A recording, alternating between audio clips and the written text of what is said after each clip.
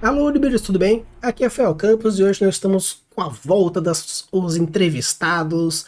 Tem uma pausa, um tempinho, porque a gente estava tendo algumas mudanças, então para a gente voltar com chave de ouro, eu estou aqui com a Maria Fernanda, uma incrível contadora de história, professora, tem também diversas criações e, obviamente, né, como uma prima maravilhosa, linda, incrível, tinha que chamar alguém super especial para esse 2024, abrindo aí a chave de ouro. Então, Maria Fernanda, seja muito bem-vinda, Craftando Mundos. Obrigada, Rafa. Muito obrigada pelo convite. Estou honrada por essa abertura tão carinhosa. E estou aqui para participar desse bate-papo, dessa conversa e estou em suas mãos. Maria Fernanda, a primeira coisa eu queria saber de você, de onde surgiu essa vontade assim de contar histórias? Isso veio pelo fato de já contar para parentes, para os primos pequenos, surgiu na graduação? Como que surgiu essa vontade de contar história? Olha, eu sempre consumi muita história. Então, quando eu era pequena, e agora que vamos entregar o DNA, eu ouvia muitas histórias em LPs, né? Bem grande. Eu ouvia muito, então eu dividia a minha atenção entre discos de música e discos de história. E sempre tive muito boa memória também. Então, eu escutava, e eu tinha um repertório na minha cabeça, mas eu sempre fui uma criança muito tímida, então eu não me expunha, eu não colocava isso para fora. Eu acho que talvez as pessoas nem sabiam que eu gostava disso.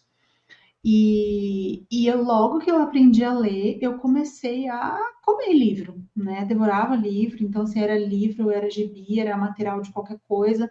Aí, início do ano, minha mãe comprava material escolar, eu li os meus livros, eu li os livros dos meus irmãos. Antes mesmo do ano começar, nas férias eu já tinha lido tudo, então eu consumia muita história. Eu era, assim, gostava muito desse universo.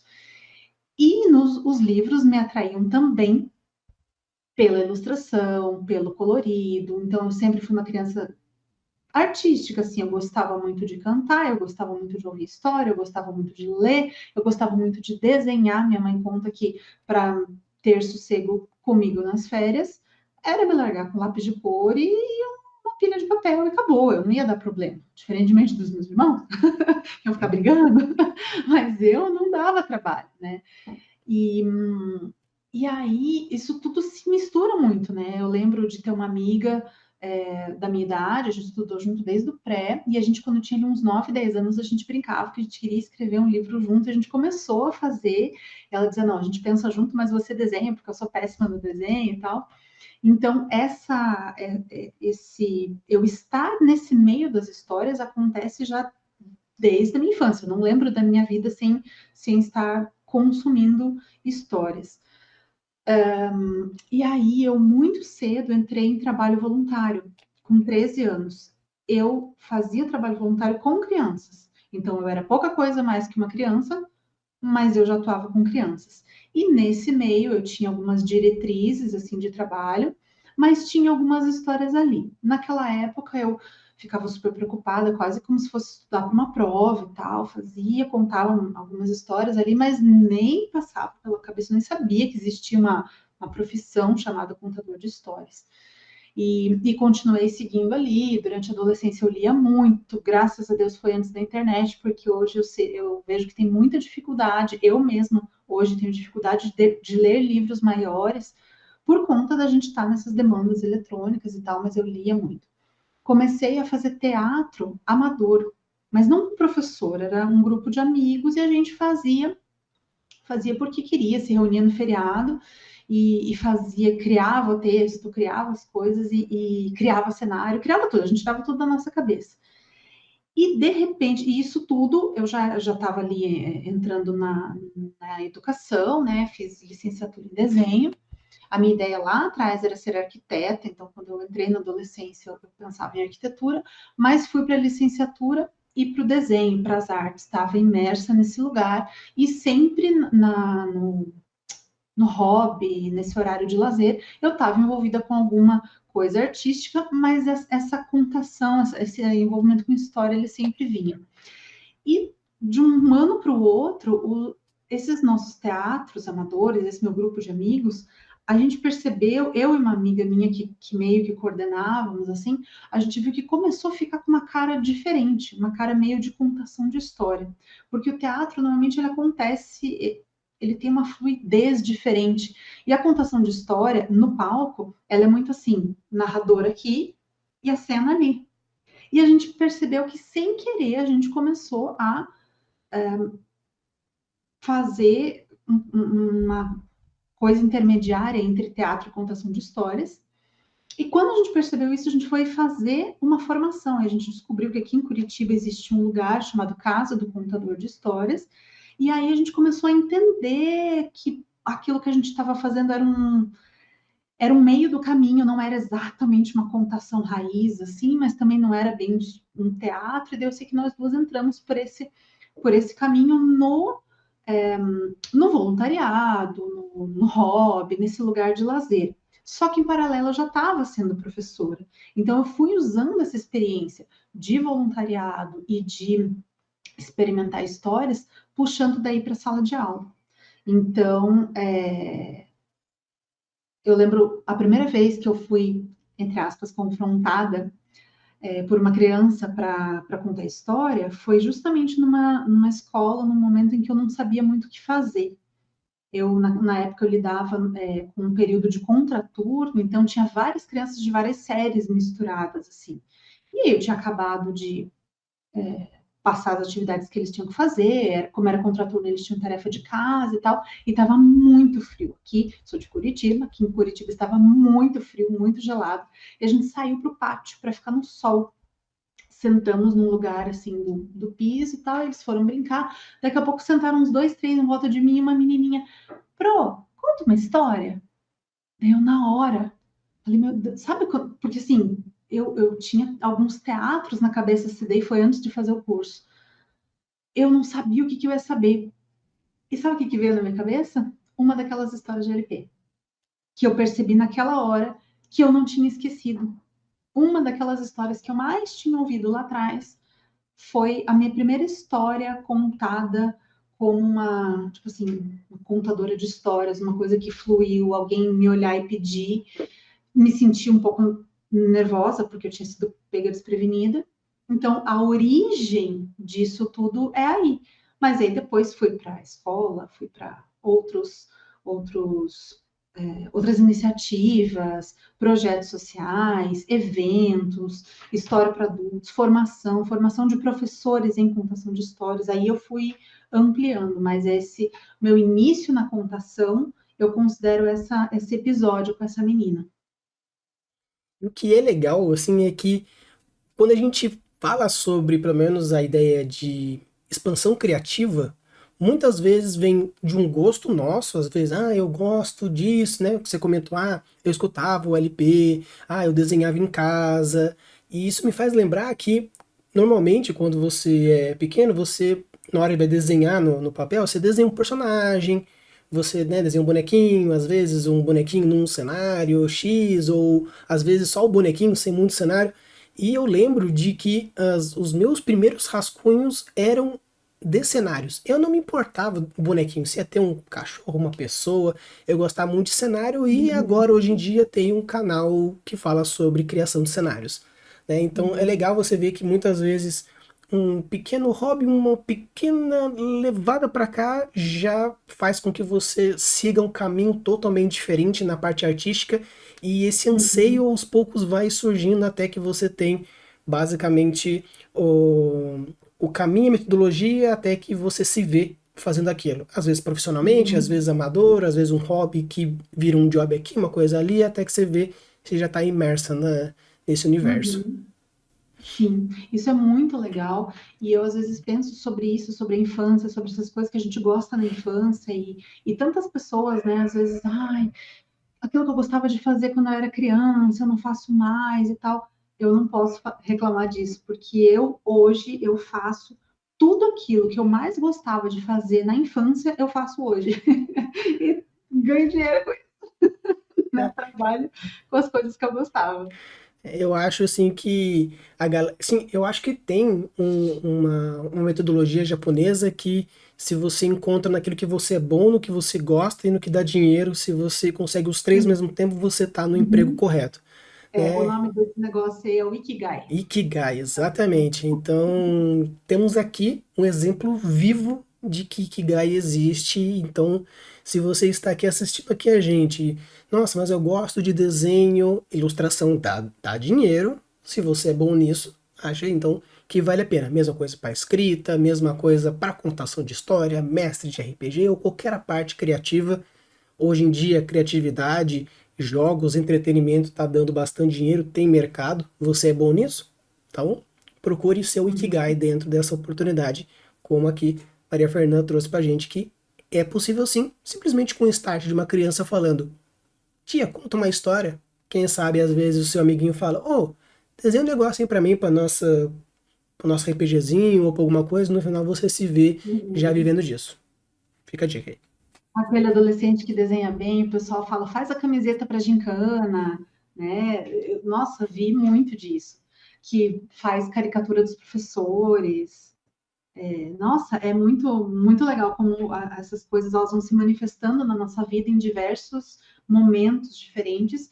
E, de repente, se a gente se conectar com isso, eles podem vir a fazer parte da nossa vida adulta, como você falou, ou no hobby, ou até mesmo profissionalmente. Exatamente. E você disse, né, que aí em Curitiba tem a Casa do Contador de História, Isso. mas eu acredito que tanto essa dúvida seria minha como de uma outras pessoas. Qual é a diferença, assim, ou se existe essa diferença, entre alguém que conta uma história e alguém que narra uma história? Teria alguma diferença, às vezes, conceitual, de feeling? O que você diz sobre Não. essa de narrar e contar a história? Tem outras diferenças. O contar e narrar aqui seria sinônimo, tá? Mas existe uma diferença que, porque assim, eu venho, como falei, do meio da educação. E no meio da educação, no meio infantil, as pessoas acham. Deixa eu pegar um livro para mostrar, para fazer de exemplo, que acho que vai ficar melhor. Uma hora depois. No meio da educação, com crianças e tal, existem algumas crenças. Primeiro, de que se tem que ter muitos objetos e que se tem que se ter um livro. Apesar do livro ser um excelente registro de histórias, um lugar onde a gente pode compilar também várias histórias, e os livros mesmos, os bons livros, serem objeto de arte, mas a contação ela não pressupõe um livro. Então, uma das crenças nesse meio é que você precisa de fantoche, de objetos, e outra crença é que isso daqui, eu pegar isso daqui, falar o texto, aí eu abro a página, eu vou lendo e vou mostrando, isso aqui é contação de histórias. Não é. Isso é uma mediação de leitura, tá? Então, essa semana mesmo, anteontem, eu dei um treinamento para professores diferenciando 4 coisas diferentes. A primeira é leitura.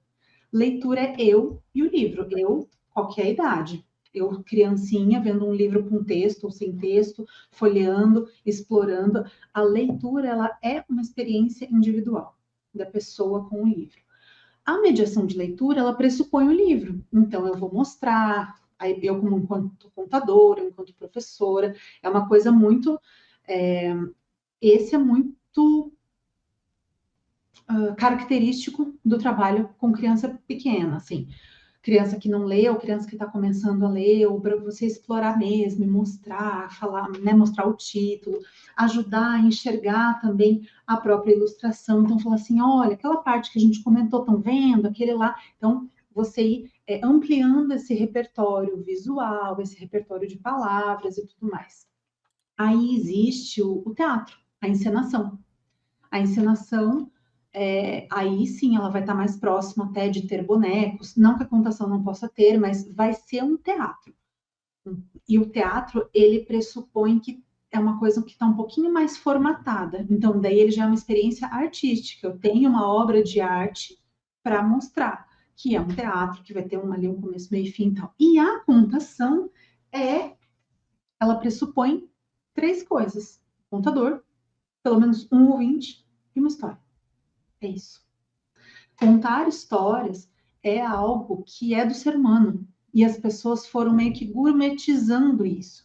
Não que não se possa ter contação de histórias com objetos, contação de histórias com recursos audiovisuais, pode. Mas a contação de histórias, em essência, ela é eu contando uma história para você, ou para um grupo de pessoas, com o meu olhar, com os meus gestos, colocando de mim ali, pode ser também da minha interpretação, mas não é uma interpretação teatral, mesmo que a gente faça vozes. Então, quando eu vou contar uma história que tem uma fala de um personagem, eu não preciso, por exemplo, criar uma voz.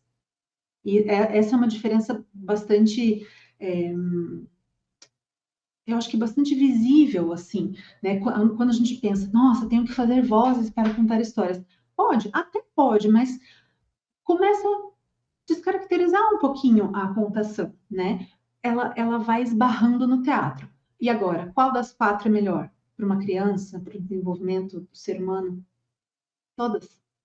Cada uma tem objetivos diferentes. Então, é importante ter a experiência de manusear o livro, é importante a experiência de fruição de arte, é importante a experiência de contação de histórias, dessa troca, né?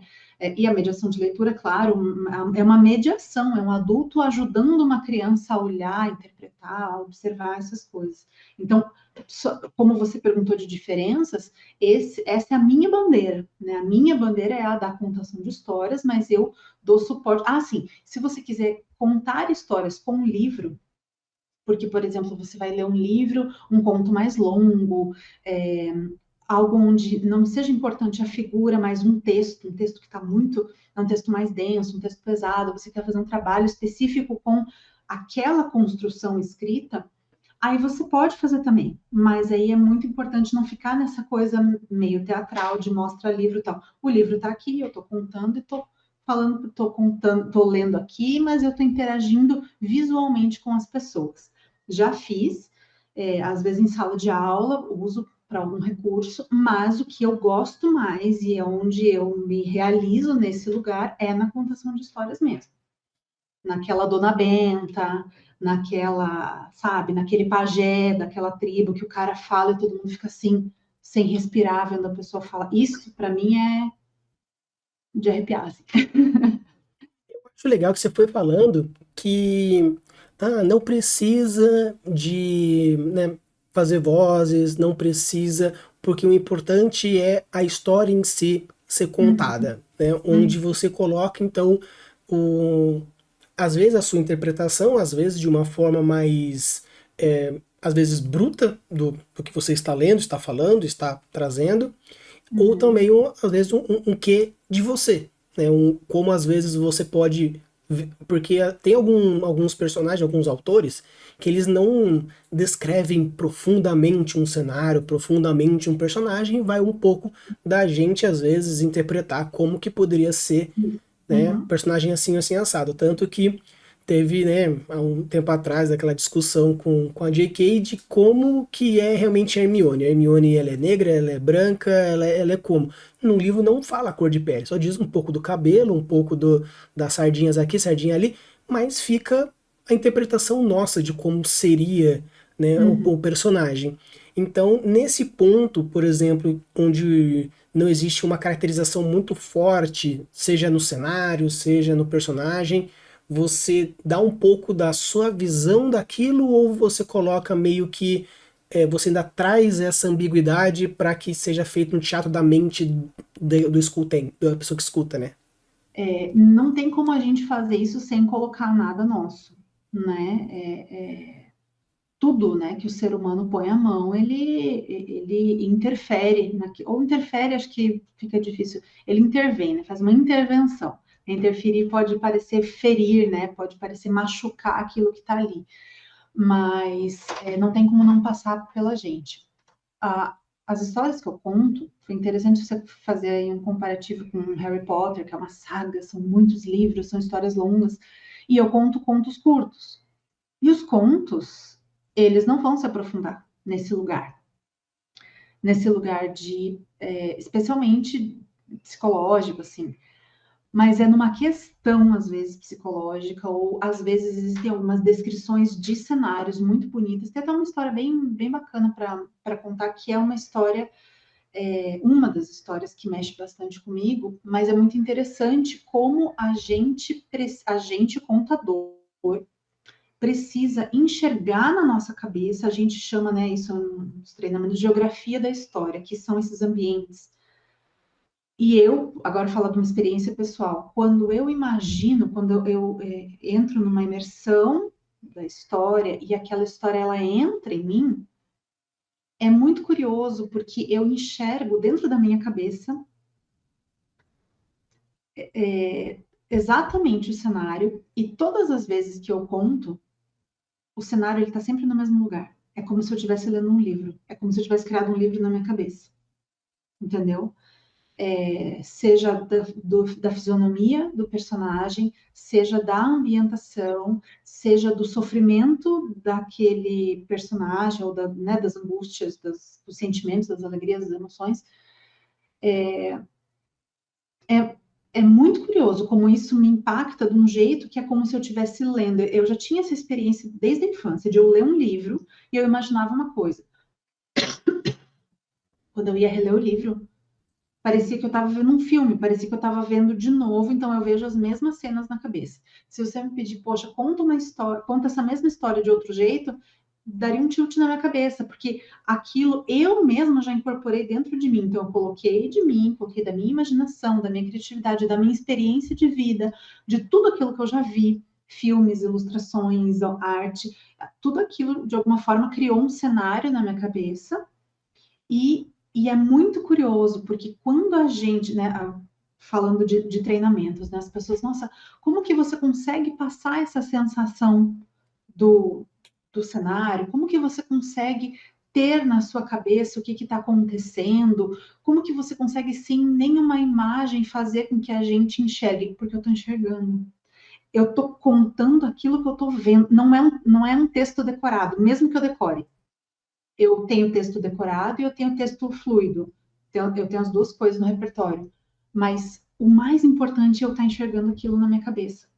Porque se eu estiver enxergando e eu só estou enxergando aquilo que tem dentro de mim, eu consigo passar isso com veracidade.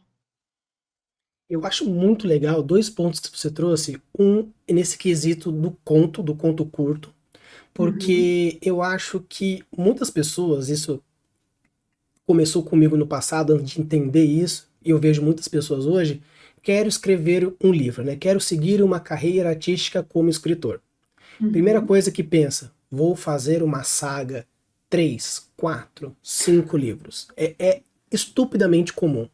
Quando eu comecei a querer seguir a carreira de escritor mesmo, eu comprei um curso e eu, como os outros cento e poucas pessoas que compramos esse curso, na hora do bate-papo, do zap, meet aqui, negócio lá, você via, qual que é a sua projeção? Ah, minha projeção é uma história de 500 páginas. Ah, são uma história em 3 livros, onde eu já tenho já o que vai acontecer em cada coisa. Todo uhum. mundo ou é algo gigante ou é gigante em quantidade, não em quantidade de texto único.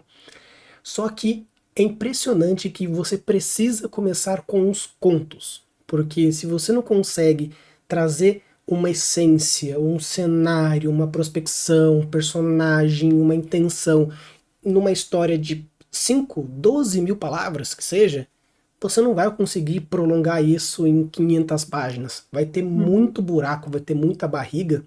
E é impressionante o ponto que você disse que um conto, por ser curto, é muito difícil você trabalhar muito world building, muito personagem, muito a plot, mas é pegar alguma coisa dali e desenvolver o máximo que você puder daquela coisa para que aquilo se expanda e crie essa narrativa. E ficar Tanto, ressoando na pessoa que ouve, né? exatamente, eu tenho tenho 2 contos que eu gosto pra caramba, que foram alguns que já consegui vencer alguns concursos, que um, a essência dele é a loucura da pessoa a partir do ambiente onde ela está. Aí vai. O que tem em volta, eu coloco um pouco de descrição aqui, descrição ali, efeito sonoro aqui, blá, mas a margem da história, tipo, o ponto principal dela é a loucura dele no desenvolvimento. e o outro é o consumo da esperança no tic-tac do relógio. O resto vai sendo coisas que vão intensificar esse sentimento que eu quero trazer para essa história. Então eu achei incrível você trazer aqui pra gente que mais uma pessoa para mostrar que você precisa encontrar qual que é a essência da história e reforçá-la com todos os pontos que você puder, principalmente para a história curta. Porque se você consegue fazer isso no curto, é só expandido para mais palavras, porque quanto mais palavra, mais fácil. Depois você meio que vai recheando, você vai criar outras coisas e tudo mais. Posso mostrar um livro? Posso indicar um livro? Por favor. Curtos? Então, calma aí. Aguarde, por favor. Como eu estou com o material aqui do treinamento que eu fiz anteontem, eu estou aqui do lado da minha mesa, tipo, as pilhas, que daí eu vou falando, vou dando aula e vou mostrando. Esse livro aqui, vamos ver se ele vai pegar sem o brilho. Da Marina Colasanti, chama Mais de 100 Histórias Maravilhosas. É um livro mais ou menos, 420 páginas, mais ou menos. E ela escreve contos curtos. Ela tem um jeito, ela tem uma poesia, ela tem uma profundidade em contos curtos. Então, acredito que seria uma leitura bem legal para abrir um pouco a cabeça desse público que, né, você falou, às vezes está querendo escrever uma coisa muito megalomaníaca e ela tem histórias muito, muito bacanas. Eu me lembrei dessa história que eu estou comentando contigo, porque é uma história que descreve uns cenários com tão poucas palavras e eu enxergo tanta coisa. Eu acho muito rico. O jeito que ela escreve, assim, é realmente um jeito muito, muito bonito. Mas essa, por exemplo, como o pessoal também pergunta, é melhor decorar ou é melhor deixar fluido? Quando eu vou ensinar, eu falo, gente, é melhor você saber a história, começo, meio e fim, mas deixar ela fluida, para que você possa fluir também com a história. Mas essa história em específico é uma história que eu decorei, palavra por palavra. Por que eu decorei? Porque a construção dela é tão perfeita que eu não tenho coragem de contar diferente, entendeu? Porque eu acho, assim, muito redondinho. Então, é isso. Daí volta naquilo que a gente também já conversou, da gente colocar da gente. Eu acho essa história perfeita. Então, é irretocável, assim. Então, foi uma decisão minha contar essa história dessa forma. Agora a pergunta é: você, na hora de quando pedem para contar a história, você gosta ou mescla? Como seria o seu estilo? Você conta histórias que você conhece, ipsis como por exemplo desse livro, uma história que você conhece, dando o seu ponto aqui, ponto ali. Você conta histórias autorais, você conta histórias improvisadas. Quais são os tipos de histórias que você costuma contar? Tá, improvisada não conto. Nunca tive facilidade, assim, na verdade, facilidade com improviso muito mais na sala de aula como um todo, assim, né, da gente estar, você também conhece desse universo, da gente estar ali e precisa adaptar com as coisas, mas história, como eu tenho a preocupação da espinha dorsal da história, né, de chegar num lugar, história oral até já contei, mas não que eu não ache que seja capaz, mas assim, é que eu vejo que tem tanta coisa boa, pronta e desconhecida, que eu, né, me utilizo muito disso. E aí, sobre decoradas ou fluidas, na verdade, decorada eu só estou dizendo que ela é palavra por palavra, mas as fluidas, elas são a contação acontecendo, né? Eu não, digamos assim, eu não mudo a história nem nada, eu respeito a história, mas de uma maneira sem que seja necessariamente palavra por palavra. Quando você me pergunta de estilo, né, o meu repertório, ele é basicamente contos de tradição oral. Essa história também quebra isso, porque ela é uma história de autoria, né? Então, o que é conto de tradição oral? São histórias que não têm necessariamente um autor, são histórias que estão em livros, porque alguém foi lá e coletou, por exemplo, Irmãos Grimm. E é Grimm, não é Green. que o pessoal tem o costume de falar irmãos Grimm, mas Grimm seria a pronúncia em inglês, então irmãos Grimm, da Alemanha, né? Eles não eram autores, eles eram coletores, eles viajaram à Alemanha coletando histórias populares, criadas pelo povo. Assim como 200 anos antes já tinha feito Charles Perrault na França, fez a mesma coisa, coletou histórias. Então, eu gosto muito dessas coletâneas de histórias que vêm do povo, de fábulas, de contos, de lendas, de mitos, os contos de fadas, os contos maravilhosos, né?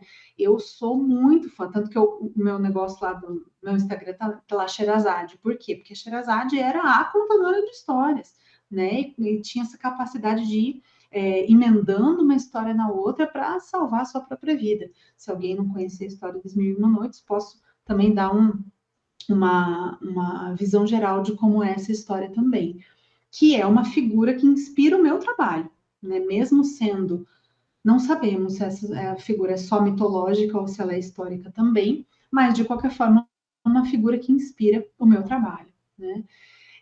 Então, as histórias, elas contêm a história do mundo, os costumes, as crenças, as ideologias, ensinamentos, falam de emoções, falam dos nossos processos enquanto ser humano. Então, mesmo que a gente tenha em 10 mil anos de história de humanidade, uma tecnologia avançadíssima em zilhões de coisas, na parte emocional, na parte comportamental, o que a gente evoluiu é muito pouco. Nós somos os mesmos que éramos no tempo do Cristo, que éramos no tempo de Moisés, que éramos no tempo... O ser humano mudou muito pouco. O ser humano se questiona quem ele é, qual é o seu propósito, para onde que ele vai depois da morte, por que que morre, como que funciona a natureza. O ser humano quer amar e ser amado desde sempre. Então, essas histórias que estão aí desde sempre, elas contêm essa sabedoria universal. E isso é muito forte, isso é arquetípico. Então, por isso, eu gosto muito, muito, muito, realmente, de usar, de ter no meu repertório contos universais. Eu chamo de contos, né, de tradição oral, mesmo incluindo fábulas ou outros gêneros, mas eu chamo tudo de contos de tradição oral. E aí dentro, né, disso, aí às vezes tem essa história, por exemplo, da Marina Colasanti, que é uma história autoral dela, né, mas ela tem cara de conto. Ela tem cara de conto de fadas, assim, de conto de sabedoria, né? Então, os livros que eu compro, que eu indico de autores, são coletâneas de contos, a maioria. Então, eu gosto dessa coisa de conhecer contos de um lugar e acessar essa sabedoria ancestral, milenar. Não, e acho legal porque a galera fala, né, assim, que você é a soma das 5 pessoas mais próximas de você. E eu acredito que para um escritor, para contador, para quem trabalha com arte, você precisa se cercar de pessoas, seja elas físicas, né, colegas, pessoas que você vai se espelhar, mas também se cercar de materiais, porque querendo ou não, você vai se inspirar naquilo. Então, se você gosta de clássicos e você quer ser um contador de história, um narrador, um mestre, um escritor, se cerque de clássicos, porque você, não vou dizer que você não precisa ser plástico. Tem pessoas que da mesma facilidade escrevem fantasia, romance, ficção, terror, mas encontrar o seu eu dentro disso é muito importante. No caso, eu me encontrei na fantasia, no terror, na ficção, mas mesmo quando eu escrevo fantasia, tem um quesito ainda de algo que fortalece a suspensão da descrença, como tem na ficção. Na parte da ficção tem algumas coisas fantásticas, às vezes um mistériozinho para causar um certo medinho. Então mesmo que você seja um grande plástico e faça tudo, é importante você conhecer a você mesmo, no que você busca, no que você anseia, para que você, como Maria Fernanda trouxe, trazer o quê? A essência daquilo que você está fazendo. Porque o teatro da mente é você ver aquilo, é a cena de cinema, de teatro acontecendo na sua cabeça, mas aquilo vai ficar mais forte se você imergir e se a história que você está recebendo também for imersiva. No caso da leitura, o texto tem que ser imersivo. No caso do Uhum. o contador precisa ser imersivo. Então, Uhum. essa parte de imersão é muito importante na emoção, no lógico, no palpável, no impalpável, no concreto, no abstrato. Tudo isso cria Uhum. a história como um todo. A minha mãe sempre usou uma frase assim: ninguém dá aquilo que não tem. Normalmente ela estava falando sobre a ciência ou generosidade, né? As pessoas não pode esperar, né, que uma macieira dê laranjas. Só que isso, quando a gente puxa para esse lado da criação, é a mesma coisa. Então, por exemplo, como que uma criança lá pequenininha vai conseguir compor texto? Primeiro que ela precisa conhecer cada letra, depois ela vai juntar, depois ela vai fazer inúmeros exercícios, até que ela consiga, eu vou falar uma palavra, abracadabra, daí ela vai, nossa, eu vou escrever uma palavra diferentona, eu vou escrever árvore, escreva árvore, sem a professora escrever no quadro. Aí vai compondo, então ela vai, até aí ela foi se alimentando de vários textos até que um dia ela consiga escrever o texto dela. Quando a gente vai desenhar, as pessoas têm a falsa ilusão de que o desenhista, o ilustrador, vai fechar os olhos, vai imaginar aquele desenho ali e vai sair desenhando. E não, a gente vai buscar referências. Então, eu, sei lá, uma vez eu precisei fazer uma ilustração que era muito específica, porque a pessoa que me pediu, ela era uma terapeuta e ela queria uma ilustração para uma meditação que ela tinha, que ela fazia, ela precisava que fosse assim, assim, assado, e daí ela tinha tudo na cabeça dela, chamava a Ponte do Arco-Íris, eu falei, Jesus amado. E aí ela foi me passando, então, aí a gente chegou na ideia de ponte, na posição que estava a ponte, que tinha pessoa ali, daí tinha floresta do lado, e daí tinha não sei o quê, e você vai compondo com muitas referências. As pessoas me perguntam nos cursos, Maria Fernanda, de onde que se tira a história? Porque às vezes, quando eu estou conversando, que nem estou com você, gente, então, tem uma história que não, e a história sai. As pessoas falam, cara, mas como é que você tem tudo, como é que você sabe tudo isso de cor? É porque eu me alimento disso. Se eu não me alimentar disso, eu não tenho daí de onde tirar. Eu gosto de fazer uma analogia com a cartola do mágico, né? Porque dá a impressão que você vai tirando a história da cartola, o texto da cartola, ou a arte da cartola, mas o mágico só tira da cartola aquilo que ele já preparou previamente. Ele só vai tirar o lenço, ou a lebre, ou que ele já preparou. Ele não vai tirar uma Lamborghini de lá de dentro, que não vai caber, ou não, ele não preparou aquele truque, ele preparou aquele determinado truque.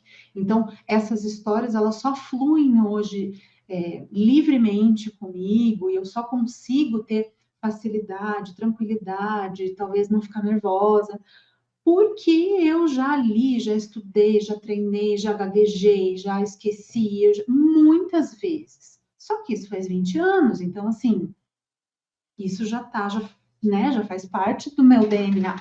Tem histórias que eu conto desde que eu comecei. Então, não tem como eu esquecer. É diferente de decorar conteúdo para prova. Você decora Sim. e esquece na semana seguinte, né? Mas isso não é esse decorar, é um decorar de entrar no DNA mesmo. E é legal esse ponto, assim, tem muitas coisas que se disse que é incrível, que principalmente o fato de, para ser um bom contador, você precisa ouvir história. Se você quer ser um escritor, você precisa ler história.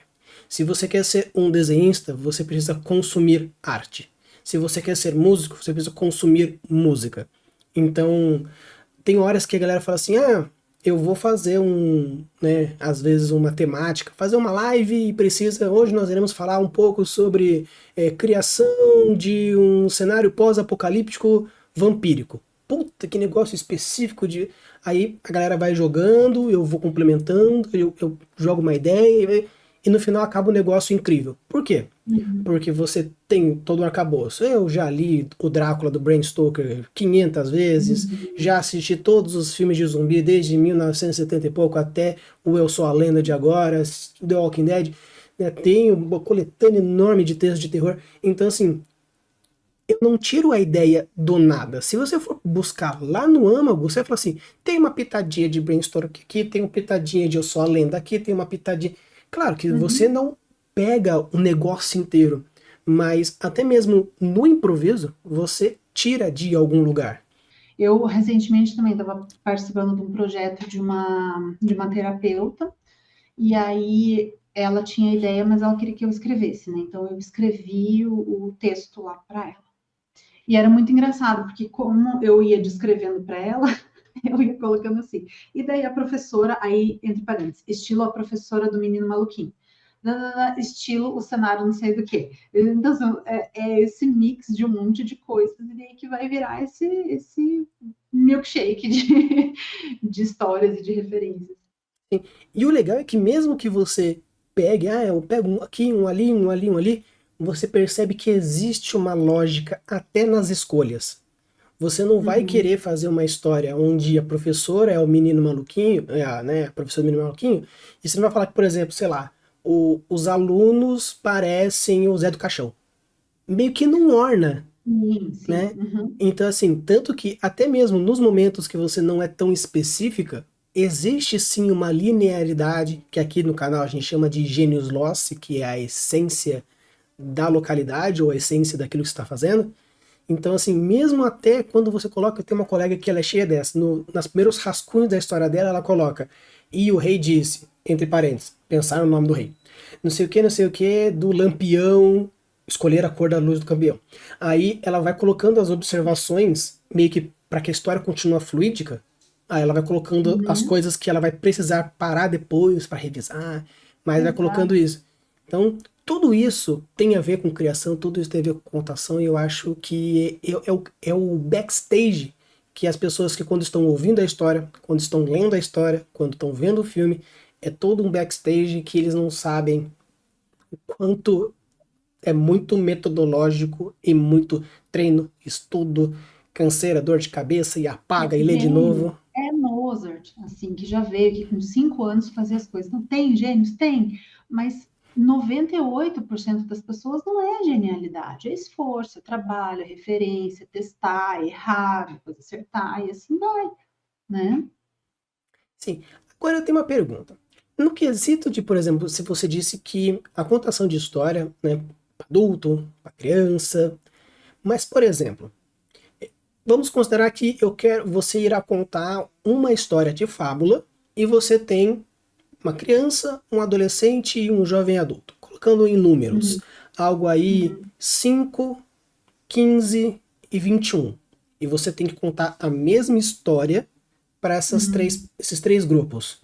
Como que é a sua preparação, a sua construção mental para adentrar em públicos tão diferentes, sendo que você em tese teria que contar a mesma história? Existe alguma metodologia interna? Como que é o seu passo a passo para A contar história para a metodologia tá. diferença? Tá. É, eu vim, então, do cenário infantil. E eu, em algum lugar interno, tinha essas crenças, como falei, que ainda existem em outras pessoas, né? Crenças que eu quebrei, do tipo de estar fantasiado para contar histórias para crianças, de estar cheio de apetrechos, maquiado, mil coisas, e que você precisa falar diferente quando está contando para crianças. Essa é uma diferença crucial, assim, do meu trabalho e de vários outros contadores que eu conheço, e foi algo, assim, sem falsa modéstia, pelo qual eu já fui muito elogiada, que é assim, é muito legal porque você não conta história parecendo que está contando história para criança abobada, assim, sabe? É tudo pequenininho, tudo bonitinho, daí o cachorrinho, daí a borboletinha, tudo no diminutivo. Eu trato a criança como um ser humano, não como uma criança boba, né? Então, esse é um ponto. Esse é um ponto, é não usar afetação. Então, eu já, quando conto história para criança, mesmo que seja só um público infantil, com idades próximas, diferente dessa cena que você montou, eu não vou contar desse jeito afetado. Pode ser que eu conte alguma história que tenha daí algum fantoche, que tenha uma temática bem infantil, que seja uma história com música, com versinho, então rimada, cadenciada. Isso pode acontecer se eu estiver trabalhando com um público exclusivamente infantil, que eu sei que vai dar liga, né? Eles vão se conectar com esse tipo de história. Chegou em 10 anos ali, isso tudo já cai no ridículo, né? Só que eu não preciso de fantoche para contar história. Eu não preciso de versinho, eu não preciso de musiquinha para contar história. Essa é a formação mais profunda, com base antroposófica, lá da Casa do Contador de Histórias. É a formação que eu fui fazer eu tenho uma pós em arte-terapia, e aí na arte-terapia eu estudei os contos, né? O meu objeto de estudo foi os contos como ferramenta arte-terapêutica. Então, conta-se histórias para todas as pessoas, para todos os níveis. Esse é o outro ponto. E um terceiro, assim, que eu tô falando sem pensar, não pensei nisso previamente nesses números, mas agora, né, me ocorre isso dessa forma, é que lembra quando eu falei agora há pouco sobre pajé, sobre pessoa de referência, sobre um vô de uma família que senta lá e contava história? Essas histórias populares que surgem do povo. Para quem que essas pessoas contavam história? Não se separava por idade. As pessoas ficavam juntas. E essas histórias são de fato tão fortes que eu passo por experiência, isso que você falou, dessa cena que você montou, já acontece comigo regularmente, uma vez por ano, vou com um encontro, um retiro de famílias, e tem desde os pequenininhos, os que vão estar acompanhando ali tem pelo menos uns 5 anos, é difícil que as crianças menores estejam acordadas nesse momento, que é um momento que acontece de noite, e a gente tem desde 5 a 70, 80 anos. É um público bastante diverso de famílias, de filhos, adolescentes, jovens adultos, adultos e idosos. É um público bastante amplo. E eu conto o quê? Conto de tradição oral, sem afetação, entregando de mim com olhar, com gesto, e algo que é uma mensagem que vai ficar para todo mundo. Então, esses contos, eles são tão ricos que eles fazem, é quase que, entre aspas, tá? Como se o conto fizesse esse trabalho por mim. Então, é uma história que vai falar, por exemplo, histórias de coragem, histórias de superação, histórias de amor universal, de entrega, histórias de justiça, histórias de algum dilema, história de busca de alguma coisa, busca de alguma solução. São histórias que todo mundo quer saber o que vai acontecer, entendeu? Então, a não ser uma história de gesto, bem que daí vai ser bem para bebê, né, 0 a 3 anos ali, é muito difícil. Eu não separo mais o meu repertório por idade há muitos anos. E eu também procuro colocar isso para as professoras. Ai, mas é bom para tal idade? Veja, citei há pouco o Menino Maluquinho. O Menino Maluquinho, quando você vai buscar numa biblioteca, ele vai estar numa categoria ali 9, 10 anos. Mas o meu filho conheceu o Menino Maluquinho com 3, ficou apaixonado, encantado. Ele mal falava, ele recitava o livro inteiro, e é uma história longa.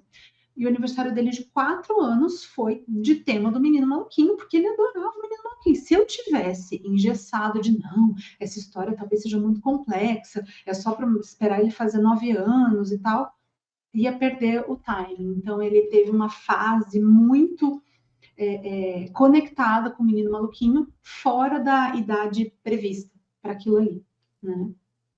E agora, eu tenho duas coisas que eu quero fazer com a nossa convidada. Uma que ela está muito afim de fazer, eu estou com muita vontade de saber, e tenho certeza que vocês estão também, né? Que a pergunta é, ok, né? A galera tem noção de que é ler um livro, tem uma noção do que é escrever uma historinha, tem uma noção de como é ver um filme, tem noção de como que é desenhar no seu caderno, mas como que é a experiência de contar uma história, no caso verbalmente, e como que você escuta uma história? Porque a pessoa fala assim, eu escutei O Senhor dos Anéis em audiobook.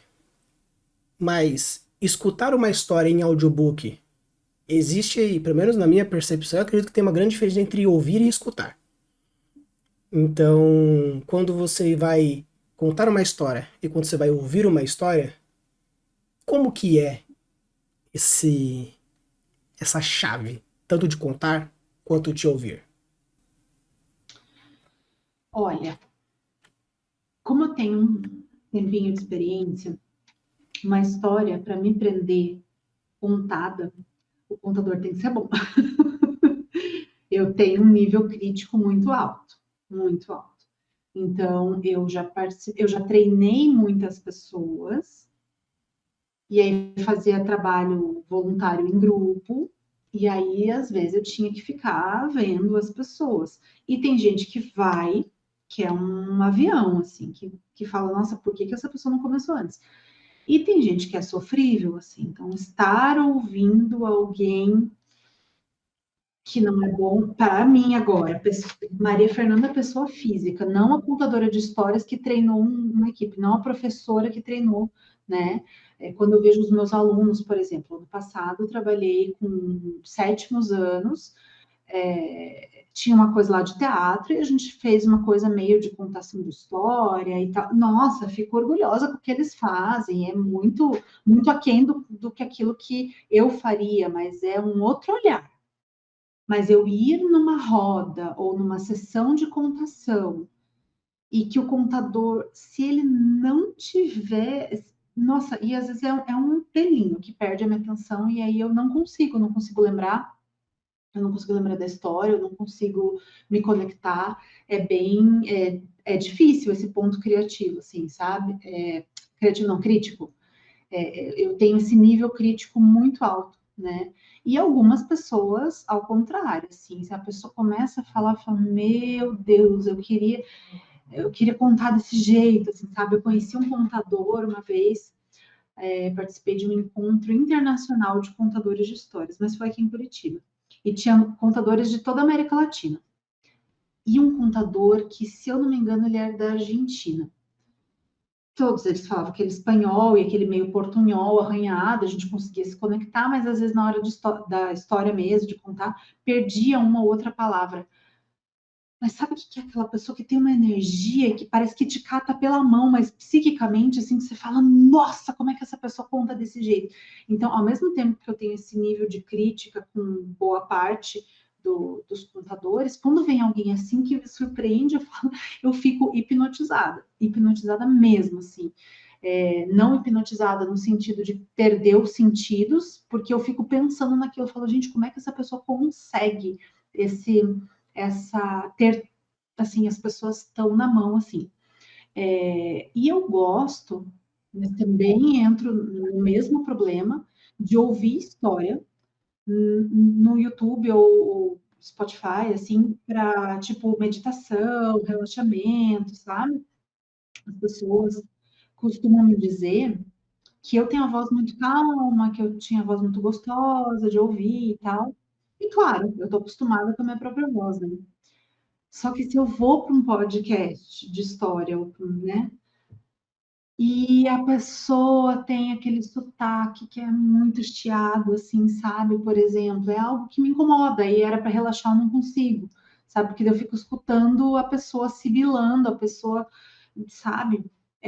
Então é difícil também, mesmo em audiobook. Tem audiobooks que são bem narrados e tem audiobooks que, não sei, é a voz da pessoa. Então, eu acredito que, como tudo, todos esses exemplos de coisas artísticas que você comentou, e cada um na sua área, é muito difícil um músico que está num nível, se ele é professor de música ali e tal, ele está com uma chave ligada, mas a hora que ele vai, enquanto músico, escutar músicos iniciantes, deve ficar arranhando o ouvido do cara, né? Assim como ele vê alguém muito melhor do que ele, ou num estilo completamente diferente, fica, nossa, que legal.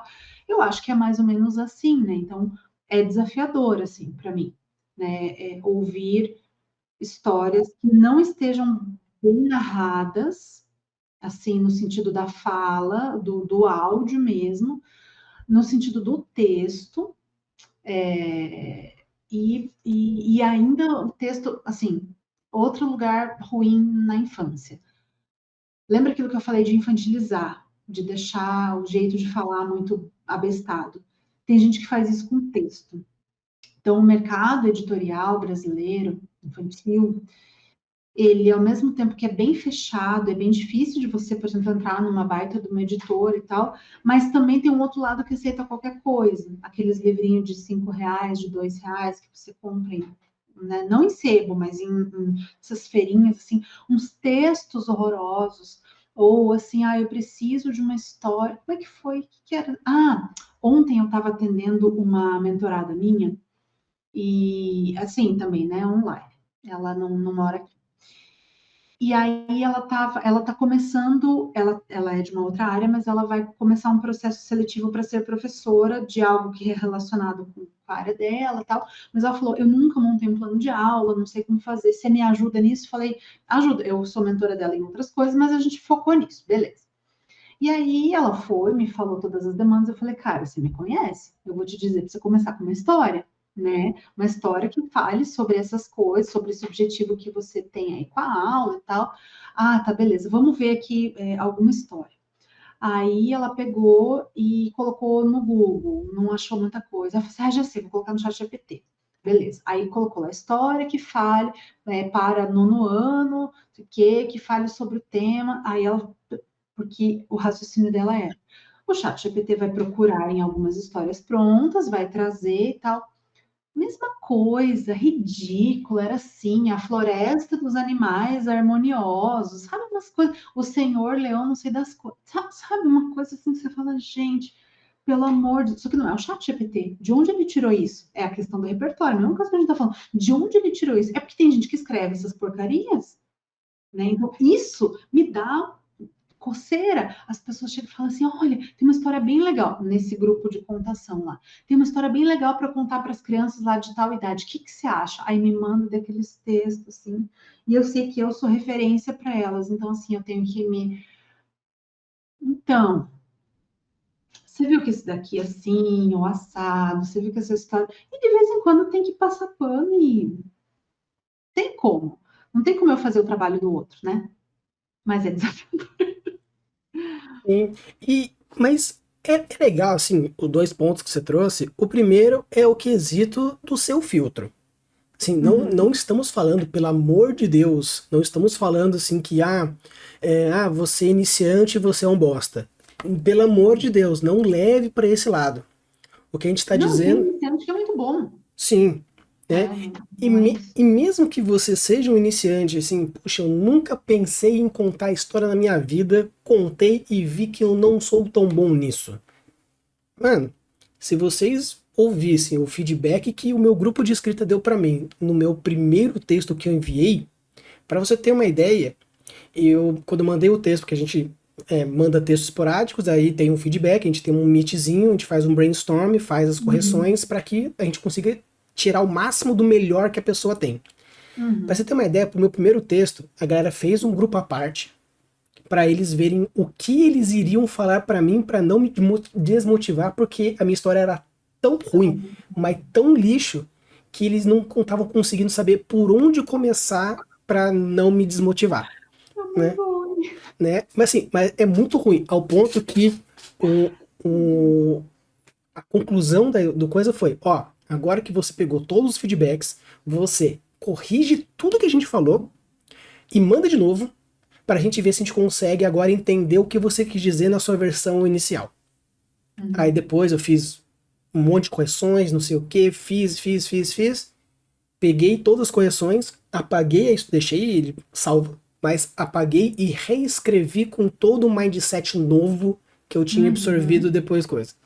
Depois de um mês e meio corrigindo, porque eram bastante páginas, e mandei de volta, a galera falou assim: mataram o Rafa e colocaram alguém no lugar.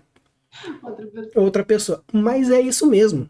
Mas é isso mesmo para qualquer coisa. Então saiba ouvir feedbacks, algo importante. E sempre se inspire em pessoas melhores que vocês. Então, assim, eu tenho uma frase que eu achei bem legal, também não vou saber de quem falou, que diz que se você é o melhor da sua área no local onde você está, você está errado. Exatamente.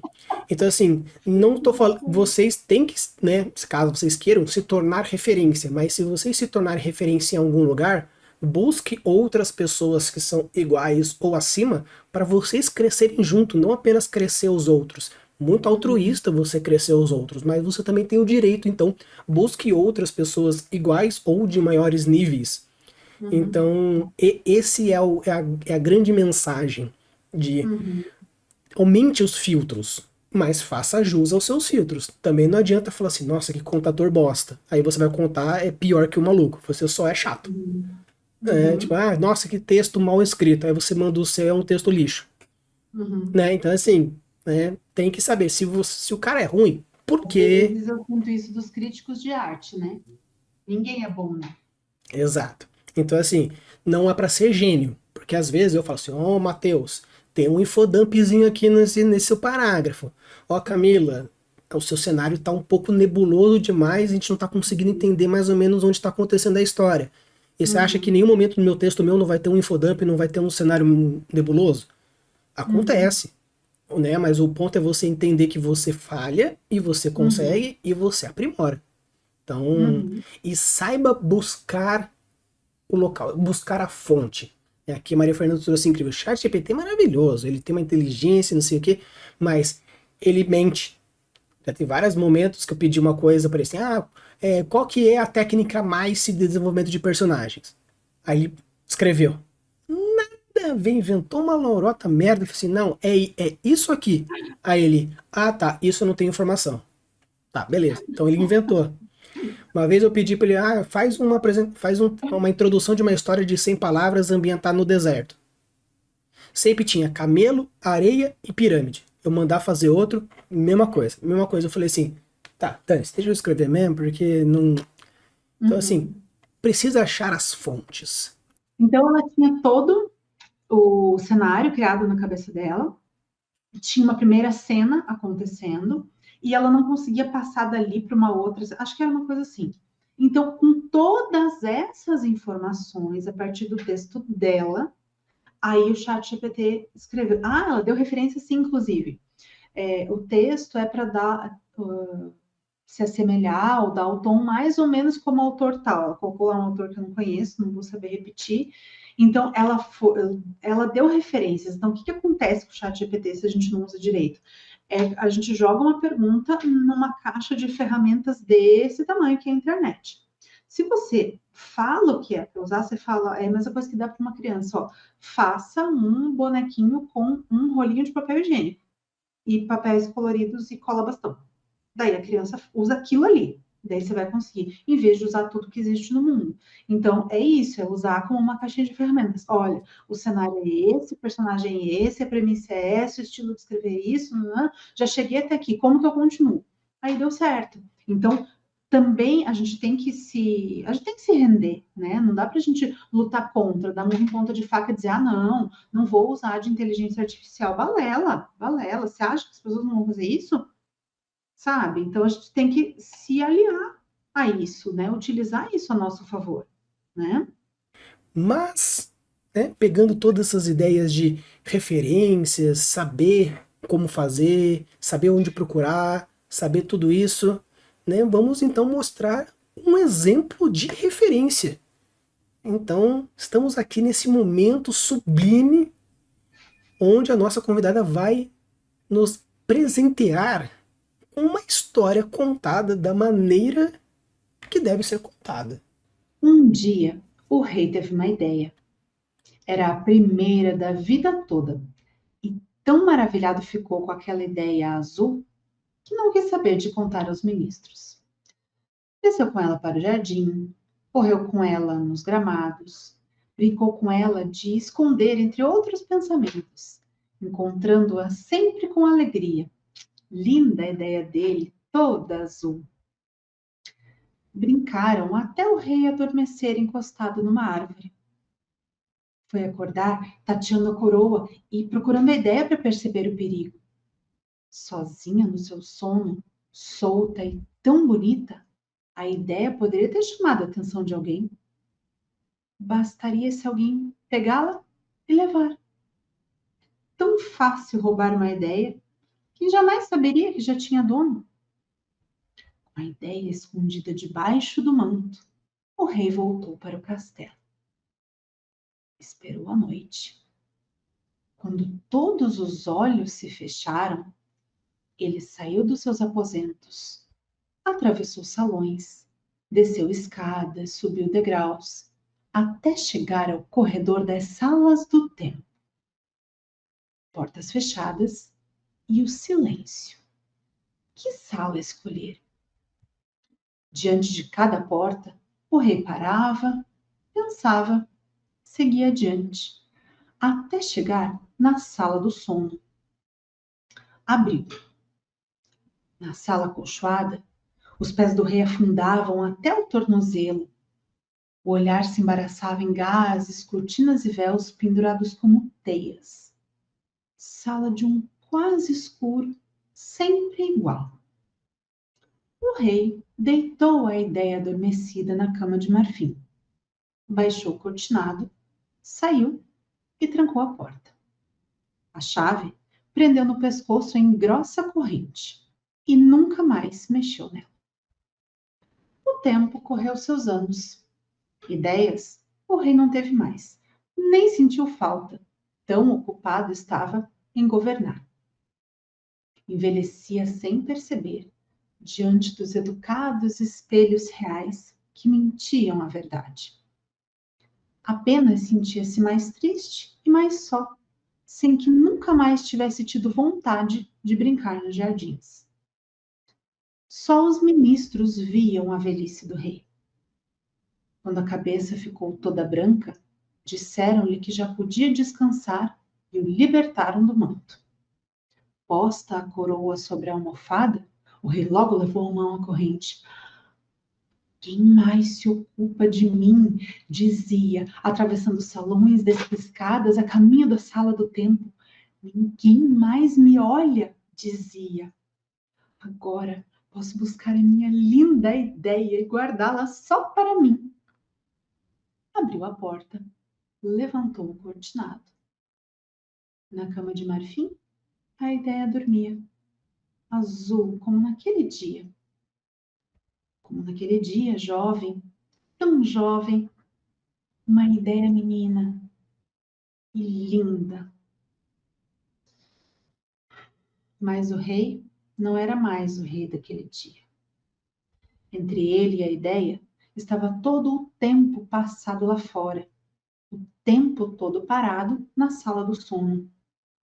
Seus olhos não viam na ideia a mesma graça. Brincar não queria, nem rir. Que fazer com ela? Nunca mais saberiam estar juntos como naquele dia. Sentado na beira da cama, o rei chorou suas 2 últimas lágrimas, as que tinha guardado para sua maior tristeza. Depois, baixou o cortinado e, deixando a ideia adormecida, fechou a porta para sempre. E Vitória, Vitória, acabou-se a história. Pois é, hein, rapaziada. Pois é, hein. Quer um exemplo aí de contação de história? Ó, tá aí, ó, tem um exemplo foda pra não dizer. E assim, eu tô muito feliz de não ter mostrado a minha câmera enquanto tava fazendo isso, porque eu estava bem reflexivo com a história que você estava contando, porque isso me lembra bastante uma coisa que a galera tem bastante medo. Na comunidade que eu tenho no Discord, os outros colegas que têm comunidade de escritos também, é muito forte isso, entre colegas escritores, que é exatamente essa ideia da ideia azul. Eu não sei se eu tô com vontade de ter um grupo de escrita e divulgar a minha ideia, porque eu tenho medo que roubem. Nossa, isso é grotesco, o quanto a galera vem mandar mensagem pra mim, me ajuda com o meu texto. Beleza, qual que é a proposta do seu texto? Não, me ajuda com o texto. Como eu vou te ajudar se eu não sei a proposta? Você tem medo que eu roube a tua ideia? Você acha assim que pega qualquer cara, qualquer moça, qualquer gente cabulosa que você vê aí no mercado, você vai encontrar algum escritor, sei lá, 60 anos mais velho ou já morto, que tem alguma coisa que foi inspirada. Então, assim, ideias são baratas. A sua ideia mais esdrúxula, você, o Zé, o Mahomed, o Akira, a Josefina, em algum país teve ou vai ter a mesma ideia. Se até mesmo a proposta da conformação do DNA, nós temos duas pessoas em países diferentes que propuseram a mesma coisa, você acha que uma ideia criativa, inspirada, não vai ter milhares de pessoas que vão ter a mesma ideia alteradas ponto a ponto? Então, assim, nossa, eu tava tão imerso nessa história porque essa história é o que todo mundo da comunidade tem que entender e abraçar a ideia. Então, assim, se for parar assim, mas é uma história besta de um rei e uma ideia azul, que cada um pode pensar que for. Um boneco, uma boneca, uma bolinha, vai do. Para mim é uma bolinha, sempre foi Né? uma bolinha brilhante. Eu pensei em uma porrada de coisa, que eu sou doente mental, pensei em uma porrada de coisa. Né? Então, assim, mas é isso. Porque todas as histórias que eu tenho hoje, que eu tenho orgulho delas, passaram na mão de outros escritores que deram o seu pequeno pitaco e foi tirando e extraindo o melhor que eu podia. Quer dizer que agora o meu colega vai. Beleza, que escreva a mesma história de um louco dentro de um necrotério. A forma como ele vai escrever, os sintomas da doença, a ambientação, vai ser diferente. Então, cara, que pegue, melhor ainda. Mais pessoas vão ter a possibilidade de ler histórias incríveis de escritores incríveis. Então, assim, eu fiquei besta com a história, assim, e eu consigo tirar tanta coisa dessa história, assim. Você Então, está vendo que isso, se eu conto para uma turma de adolescentes, eles entendem? Se eu conto para uma turma de jovens adultos, na casa dos 20 e poucos anos, eles entendem? Se eu conto para um idoso de 70, 80 anos, ele entende? Quantas ideias que passou pela... Você entende que é uma história potente? É isso. A contação de histórias é sobre isso. Eu acredito muito mais nisso do que no vender livros, que é aquela contação de história de livraria mesmo, sabe? Que o pessoal é contratado. Não que não seja bom, mas aí é mediação de aí é outra coisa. Né? Essa história é da Marina Colasanti e está nesse livro aqui, né? Das histórias, mais de 100 histórias maravilhosas. Então, ela parece um conto popular, mas é um conto da autoria dela. Então, por isso que eu tenho ela no repertório e ela, assim, o cenário do castelo é muito. Eu vejo muita coisa, sabe? Então, quando ela fala assim, ó, ela não descreve. É isso que é bonito, assim. Então, comparando aqui com aquilo que você traz, né, para a sua audiência, que são pessoas que vão escrever coisas mais longas, aí ele fala assim: abriu, né, a sala colchoada, né, tudo tá na penumbra, não sei o quê. Daí ela fala assim: levantou o cortinado. Não, são 3 palavras. Ela descreveu um tipo de quarto, um tipo de cama. sim. Que daí você vê aquela cama com aqueles troços de madeira, assim, com aquela. Você enxerga um negócio com 3 palavras no lugar. É por isso que esse texto que eu te falei, eu conto ele decorado. Porque esse texto, ele é perfeito, ele é redondo. Então, eu conto essa história desse jeito. Quando fala, né, que ele chegou no corredor e tem as salas, eu vejo as paredes de pedra, eu consigo sentir a temperatura do castelo, sabe? É uma coisa muito forte. Então, eu gosto muito dessa história, eu conto ela há muitos anos e ela funciona para qualquer público. Quando eu começo ou quando eu termino, por exemplo, essa semana, né, um curso de contação de histórias, eu sempre pego essa coisa. Vocês vieram aqui aprender a contar histórias porque vocês tiveram uma ideia. Não larga a ideia no quarto, dentro da gaveta. Tudo bem que às vezes ela precisa de um tempinho para amadurecer, não é só sair, né, pegar. Mas não esquece ela no quarto do sono, porque daqui a um tempo ela não vai mais fazer sentido. Você vai falar, putz, por que eu não fiz isso antes? Só que em vez de eu ter que falar tudo isso, a história faz isso por si só. Né? Vou contar uma rapidíssima, que é de 2 minutos. Uma vez, que aconteceu comigo, então tem a história dentro da história.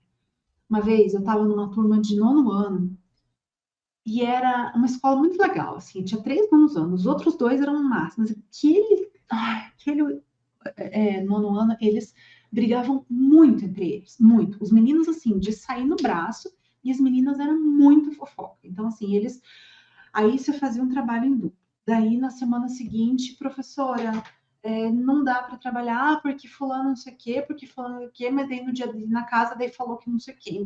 Não, porque os caras... Nada dava certo naquela turma. Nada dava certo. Eles aporrinhavam as ideias.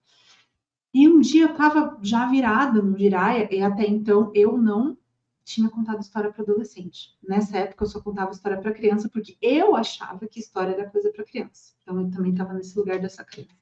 Mas nesse dia eu estava assim, aí eu coloquei a mão no bolso do jaleco e senti o meu negocinho que eu bato assim antes de contar a história, que estava no bolso por causa da escola que eu ia de tarde. A hora que eu peguei aquilo ali, eu falei, eu vou contar uma história para eles. Eu não sei da onde veio isso. Aí, assim, de onde veio a ideia. A história eu já conhecia. Aí fui, toquei, eles ficaram tudo assim, toquei de novo, e aí comecei a história.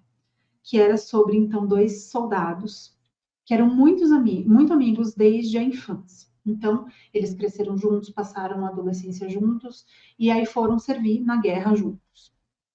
E um deles acabou lá numa das batalhas, ele acabou assim, ferido de quase morte.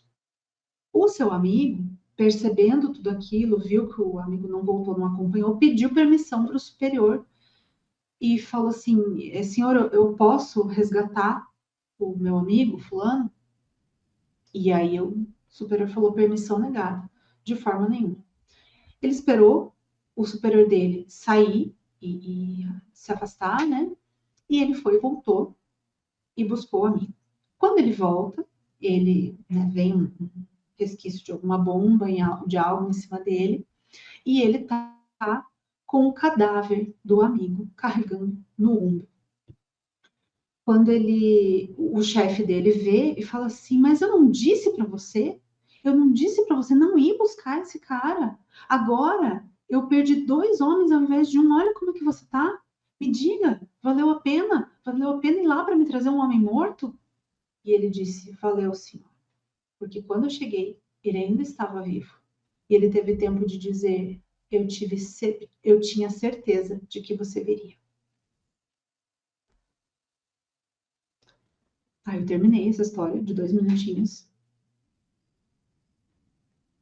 Tinha gente chorando, baixou a cabeça. Essa história é muito potente. Em vez de eu ficar fazendo um discurso, gente, vocês precisam ser amigos, parem de se bater, parem de se fofocar, parem com isso, olha o que vocês têm, olha a vida de vocês. É um discurso que é entrar por aqui e sair por aqui. Agora, essa história pegou eles, no âmago. Porque uma história que vai nesse nível de dramaticidade, de beirar a morte, fica inesquecível. Então, é uma lição que se passa também. Então, de novo, para mostrar que não precisa ser uma história longa para impactar as pessoas. Depois disso, eles melhoraram? Tudo bem, não foi da água para o vinho, mas sim, melhoraram. A gente toca as pessoas, né?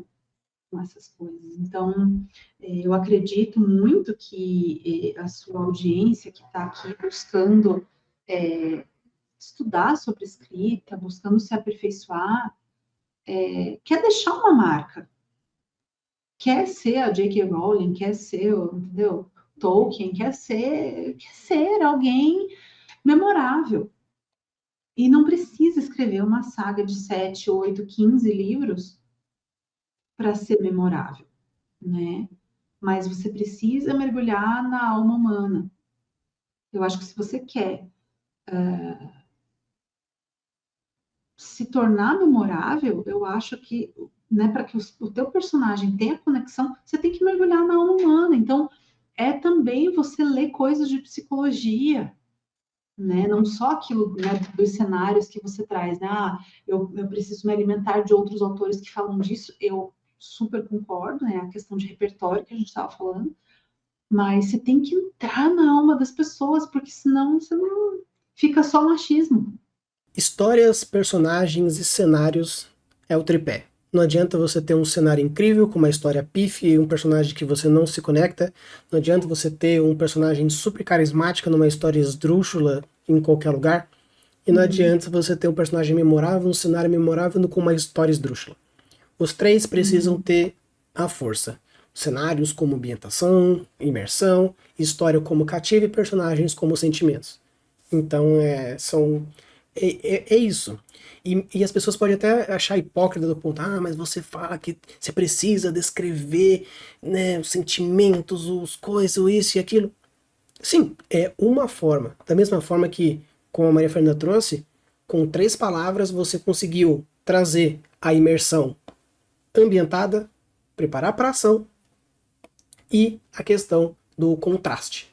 Então, sim, você colocou 3 técnicas de descrição, que eu gastei um vídeo inteiro para falar de cada uma delas, com 3 palavras. E a Marina fala com 3 palavras.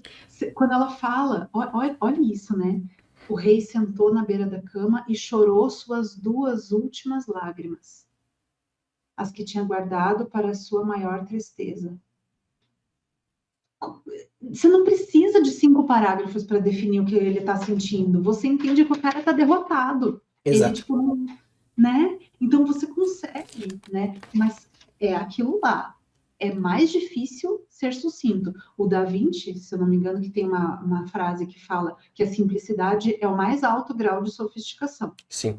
Então, para você chegar nesse nível, você tem que escrever muitas vezes. Às vezes você precisa escrever, tipo lá do chat GPT, escrever sobre a emoção desse personagem, escrever, para que você depois consiga enxugar, e o teu texto não precisa ter as 5 páginas de descrição da emoção ou do cenário. Às vezes você pode ir chegando nesse nível mais enxuto de passar uma ideia maior. Poucas palavras transmitem algo maior. Sim, a gente fala assim que as técnicas que eu trago são técnicas, ferramentas e formas de mindset.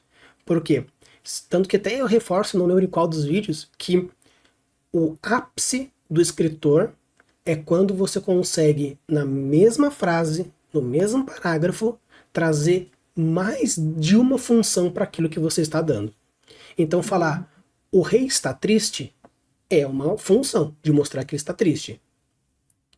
Sua tristeza fez com que escorresse lágrimas, você está mostrando que está triste, está intensificando a tristeza. Mas você transformar isso agora com e o rei chorou as 2 últimas lágrimas de sua vida, você descreveu que ele está triste, você intensificou, você mostrou todo a psique dele e fez com que ainda tenha a 4ª função, que seria de movimentar a história. Então, sim, você fez todas as técnicas que eu mandei você fazer, porém, ela com um tecnicismo incrível, trouxe 4 funções em 7, 8 palavras. Que esse é o ápice do escritor. Não estou falando que o Tolkien, que gasta 10 linhas para descrever que ele é uma pessoa, um escritor ruim. Não, primeiro porque nós estamos falando de uma história que foi escrita há muitas décadas atrás. Se o Tolkien, com todo a aprendizagem técnico moderno que nós temos hoje, com certeza ele teria escrito O Senhor dos Anéis muito diferente. Então é algo que a gente precisa também saber ponderar, né? O quando foi, quem foi, né? Onde foi, tem tudo isso. Né? Então, no tempos de hoje, utilizar quanto menor, mais sucinto e mais intenso é algo que cativa mais. Né? Estamos na época do TikTok, 30 segundos, então se você vai demorar uma página para trazer a imersão para a pessoa, você já perdeu a pessoa. Tem que imergir a pessoa logo no primeiro parágrafo, na primeira linha. Sair do óbvio, né? Quando ela fala ali, tipo, o tempo correu seus anos, em vez de e o tempo passou. Ou, por exemplo, a gente sabe que o rei se aposentou, mas ela não fala ela não usa a palavra aposentadoria ou coisa assim. A gente fala ela fala que a cabeça ficou toda branca, que ele pôs a coroa sobre a almofada. Ela fala que só os ministros viam a velhice do rei. ela fala várias coisas, né? Quando ele se aposenta, ele deixa o cargo, né? Então ele deixa a coroa, eles tiram o manto e ele vai pegar, né, a corrente. Tipo assim, procurar outras formas de falar as mesmas coisas. Porque um Exatamente. belo dia todo mundo já usou. E um belo dia, depois de vários anos, um belo dia o rei decidiu voltar no quarto e buscar a ideia. Talvez não fosse um dia tão belo. Exatamente. Exatamente. Então, isso que eu acho incrível, né, na questão de contação de histórias, seja ela de qual formato seja, Uhum, você precisa usar a lógica das informações, as emoções dos fatos e a maneira como vai ser trazido. Tanto uhum, que o momento que eu estava contando a história, se você fosse transcrever isso em palavras num livro, as emoções trazidas, as pausas respiradas, prolongamentos, tudo isso possui técnicas de escrita que trazem essa mesma emoção. E o contador uhum, precisa ter o feeling de entender essas técnicas trazidas em texto para a contação. São mídias diferentes, mas uhum, a construção da história é meio que geral para todo mundo. Começo, meio, fim, mensagem, punches, uhum. reviravoltas, Isso. conflitos e várias outras coisas. Então, Maria Fernanda, antes da gente, né, encaminhando já para os finalmente, Eu tô com fazer. medo do seu olhar. Hã? Eu tô com medo do seu olhar. Não, esse finalzinho aqui eu gosto de fazer um bate-bola jogo rápido, onde eu faço uma pergunta e você me responde a primeira coisa que vier à sua cabeça. Tá. Quando a gente fala contação de história, como você resumiria em uma palavra? Conexão. Conexão. Para iniciantes de contação de história, que livro você sugeriria para começar a ter o seu repertório? Hum, eu sugeriria alguma grande coletânea, tá? Então, eu posso. Um fácil de falar e ser lembrado Contos dos Irmãos Grimm, escrito pela Clarissa Pinkola Estés. Aquela mesma autora que escreveu Mulheres que Correm com os Lobos, ela tem uma coletânea dos Irmãos Grimm, muito bem escrita. Vou deixar aqui na descrição o nome do livro para vocês depois buscarem, que com certeza vai ser legal. Mas para o povo aí que escreve, ó, não posso indicar só aquele, eu tenho que indicar esse da Marina, que eu também. Vai estar os dois livros aqui na descrição para você ir dar uma olhadinha. 3 dicas rápidas para quem quer começar a contar histórias. Primeira coisa, para você escolher uma história, o primeiro filtro é você gostar. Você tem que se conectar à história num nível muito profundo. Uma boa história, ela não vem de fora. Assim, conte essa história. Pode vir, mas não vai chegar no mesmo resultado que vocês viram aqui, com essa história, que essa história me impactou. Então, primeira coisa, primeiro filtro você precisa gostar muito, você precisa querer muito aquilo ali, porque isso vai entrar em você, vai entrar no teu DNA. Se preocupar menos com regras, do tipo, você precisa respirar aqui ou ali, e deixar que a história entre em você. Depois dela ter conectado, mas deixar que ela entre.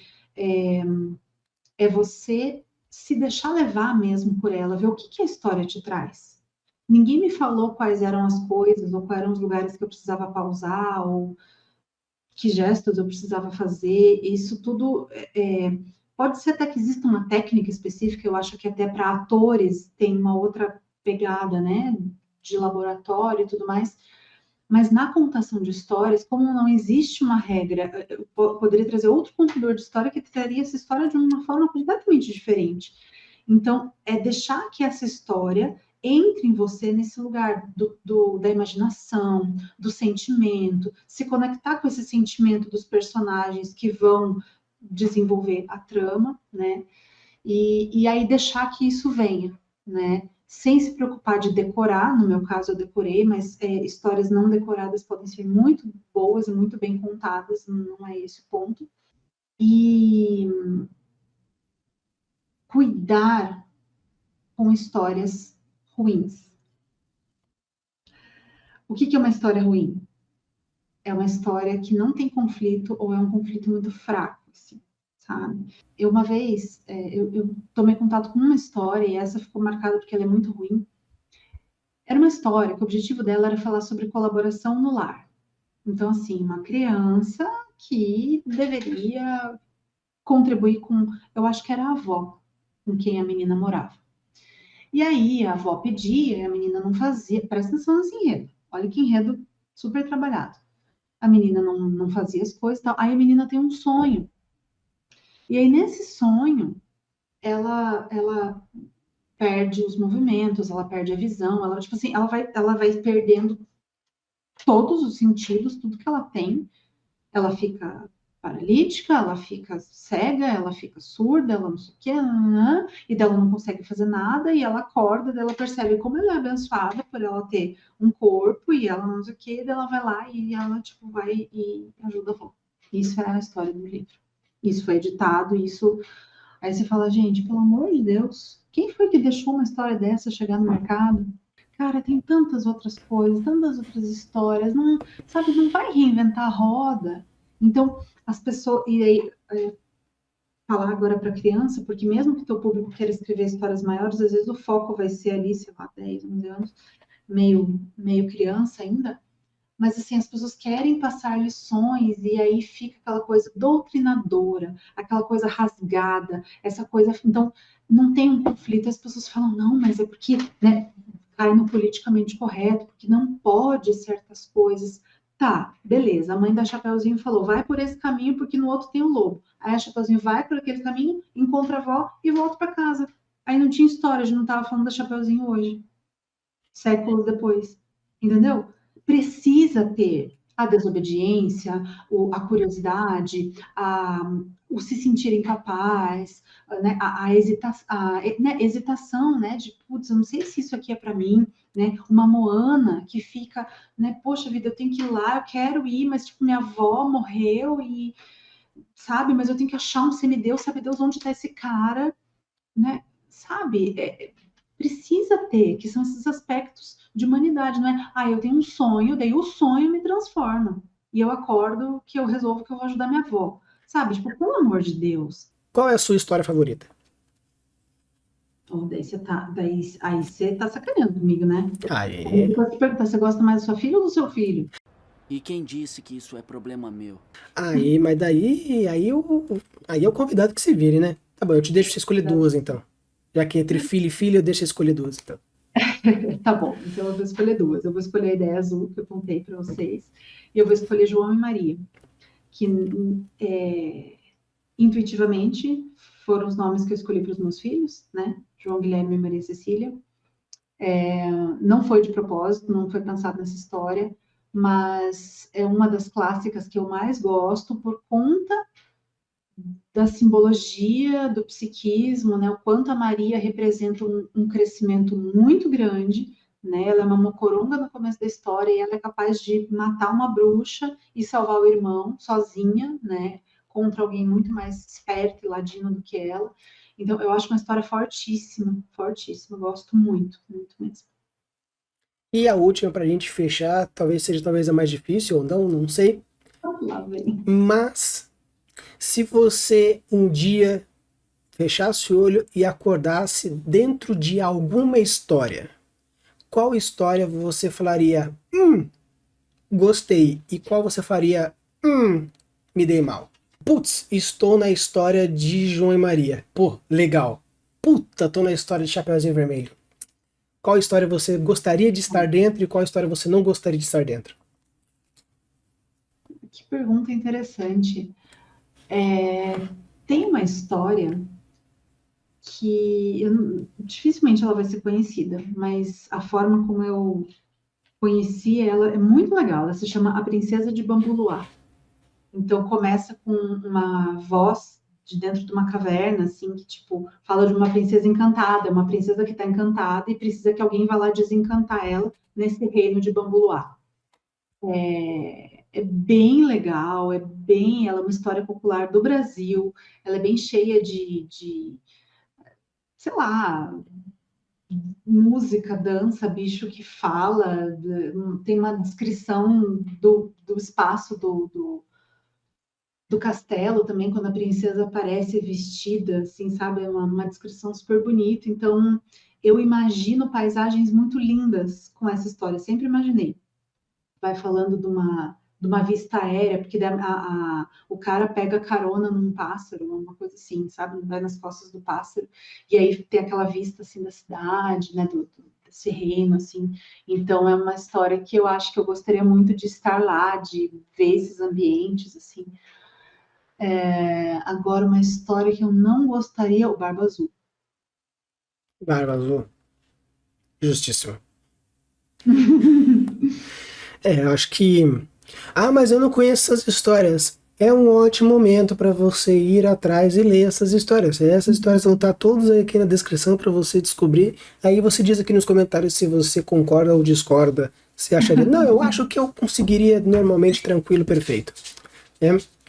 Então, pessoal, essa aqui foi a Maria Fernanda. A gente poderia ficar mais muito tempo conversando sobre a técnica de contação, sobre como olhar. Aí já vira um curso já e talvez seria algum outro momento, mas com certeza ela vai voltar mais vezes para trazer mais dicas em vídeos mais curtinhos, trazendo algumas coisinhas mais rápidas e diretas aqui pra gente. Eu já estou convidando ela agora, ela nem sabia que ia ser convidada, mas já estou convidando ela e ela vai voltar com certeza. Então, queria agradecer muito a sua presença e agora aquele momento jabazinho, fique à vontade. Então tá bom, olha, tenho algumas iniciativas. Quem precisar de histórias, de inspiração, eu tenho um canal no YouTube, o Rafa pode colocar aqui, que é o canal Mamatriosca. Ele é antigo já e ele tem vídeos de contação focado no público infantil, né? Mas ele tem histórias bacanas lá. Tenho também um podcast de histórias, é o Histórias da Mafê. Faz algum tempo também que eu não alimento, mas então ele está em áudio e ele tem a versão adulto e a versão Kids. A diferença é que na versão Kids eu não coloco comentários, é a história pura. E aí no adulto é a mesma história, não tem diferença na história, mas no adulto, no final, eu faço algum comentário de como que aquela história me afeta ou insights que eu tenho sobre aquilo. E fora isso, como o Rafa falou, eu faço formação, então se precisar de alguma formação em contação de histórias em algum ambiente, pode ser para evento, pode ser para voluntariado e, óbvio, para escolar, né? Treinamento para contação de histórias em sala de aula, como vocês perceberam que eu gosto muito de ser professora. E aí, se ainda ficar, né, alguém que queira desenhar, está começando, ainda não consegue, eu dou aula de desenho online, tá? Estou começando. Eu faço aula de desenho para crianças aqui presencialmente, aqui em Curitiba, mas já não é de hoje, já faz alguns anos que o pessoal pede, eu fico, né, estava lutando contra a ferramenta, mas não vai ter jeito. Então também estamos começando aí nessa empreitada de dar aulas de desenho online também, a partir dos 7 anos, mas não somente os pequenos, então a gente pode estar continuando aí a nossa conversa para, né, nosso leque artístico. Com certeza, todos os contatos, todas as formas, os podcasts, YouTubes, Instagrams, tudo vai estar aqui embaixo, né? Só entrar em contato. Ela é uma moça maravilhosa, não estou passando pano só porque é minha prima, porque eu não sou de fazer isso. Podia ser o Papa que, se não mandasse bem, não chamaria. Não existe isso aqui. Então, novamente, eu agradeço demais por você ter aceitado esse convite. Obrigada. Foi uma conversa muito legal. Dependendo de mim, a gente ia muito mais para frente, mas para invés de gastar todos os assuntos, a gente encerra aqui e com certeza eu trago mais vezes para a gente conversar sobre outros assuntos mais específicos e quem sabe a gente faz algumas coisas bem mais legais. Use e abuse das suas criações e deixe seus mundos cada vez mais incríveis. Valeu!